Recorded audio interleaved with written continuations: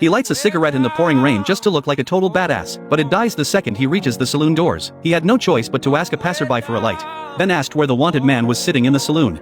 You know Baby Kavanaugh? Now tell me, you know where I can find him? Seeing his piercing gaze, the passerby didn't dare to make anything up. There. At that table. He's got his back to you. After thanking the man, Monko walked straight over to that table, but instead of taking the guy down, he started playing poker. The wanted man had a pretty good hand, 3 kings. Monko only had 2 aces, but he wasn't the least bit flustered, because he could still swap out 2 unwanted whole cards. The wanted man revealed his whole cards first. Looking absolutely certain of victory, Monko followed suit and revealed his own whole cards. Each card was 1 higher than his opponent's. The fugitive conceded defeat gracefully. Didn't hear what the bet was. Your life? The fugitive actually tried to put up a fight, but his skills were no match for Monko's. What Monko hadn't expected was that the fugitive had an accomplice. Monko didn't even turn around, he already had a plan in mind. After dealing with these men, Monko nonchalantly holstered his revolver and immediately collected the hefty bounty from the sheriff. $2,000. It's a lot of money.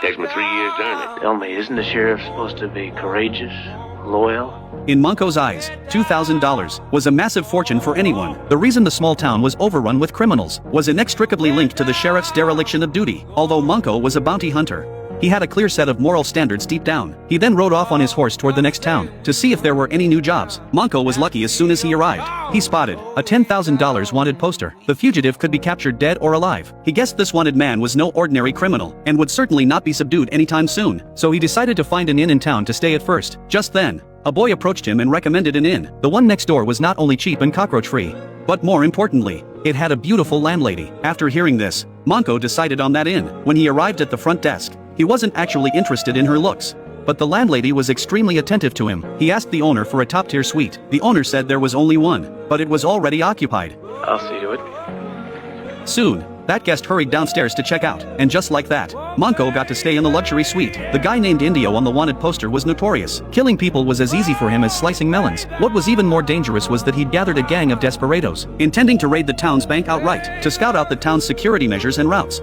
he first sent a few henchmen to do some reconnaissance. No one expected that the moment this gang of bandits set foot in town, they were immediately provoked by an old man.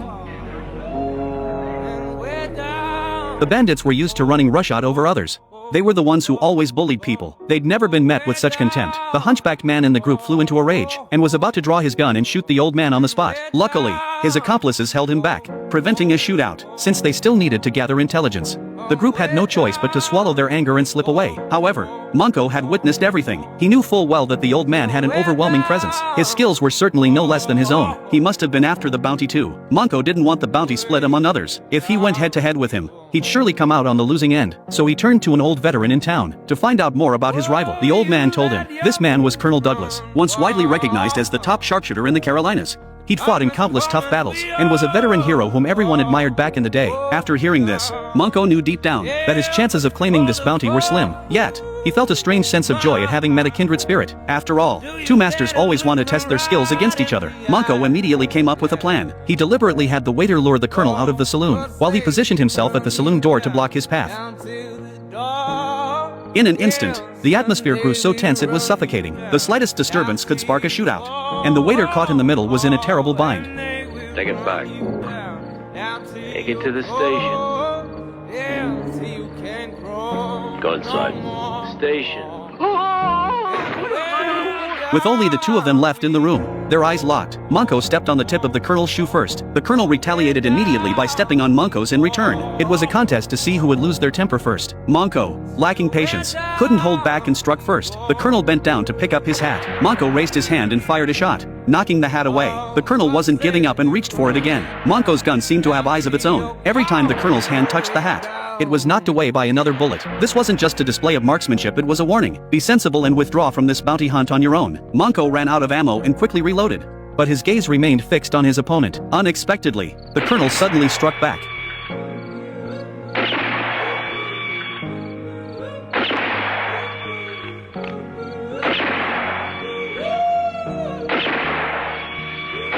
It's rare for bounty hunters to encounter a worthy opponent. After a brief exchange of fire, they found themselves admiring each other's courage and marksmanship. As heroes recognize heroes, they exchanged a glance and instantly reached an unspoken agreement. Tonight's duel was over. Once inside, they decided to team up to claim the bounty.